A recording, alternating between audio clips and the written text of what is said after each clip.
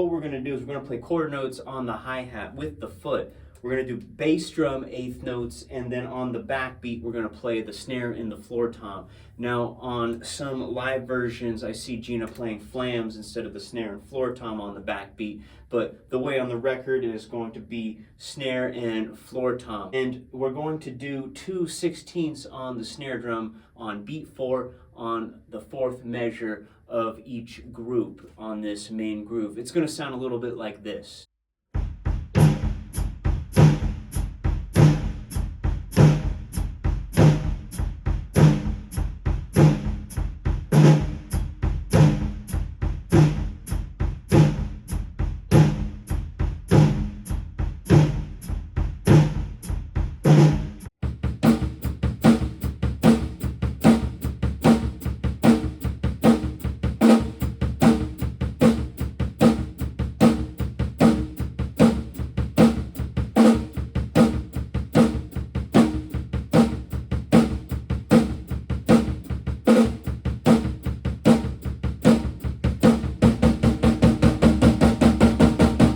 Leading into the verses, we're going to do a 2-measure drum fill. It's just eighth notes, snare, floor tom, and kick drum all the way through. It kind of sounds like a build, but it's just pretty steady as far as the dynamics go.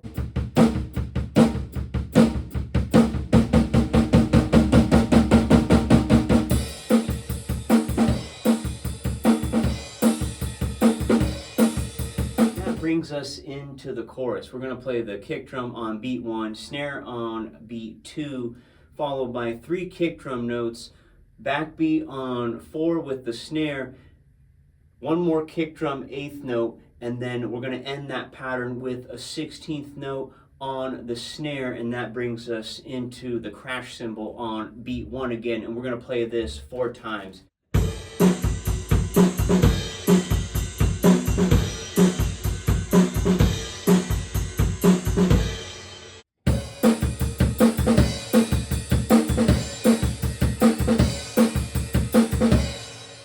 Then you're going to go back into the verse, basically the same thing we started out with, but it's a little bit shorter. If you want to be purist, sometimes she does a flam instead of the 2/16 notes. Just listen closely to when that happens if you want to get it exactly like the record.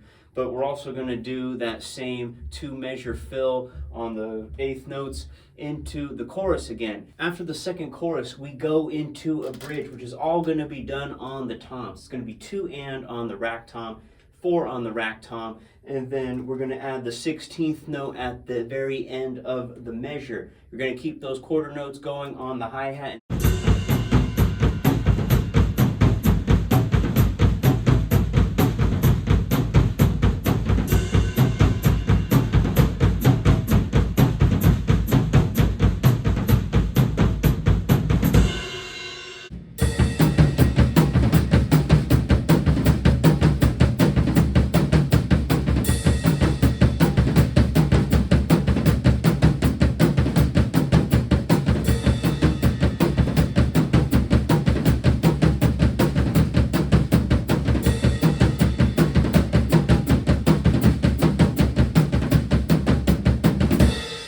Get into a shout chorus. It's basically the same groove as the opening groove, only we're not going to play those 2/16 notes anymore at the end of the 4 measures, and we're going to do 6 measures before we're going to do the surf claps. And the surf claps, you know, it's very important, especially if you're going to play this live. You want people singing and clapping along, and the end of 2 actually falls at the same time as the bass drum, so you're going to keep those 3-note bass drum successions going the whole time, and it's going to sound like this.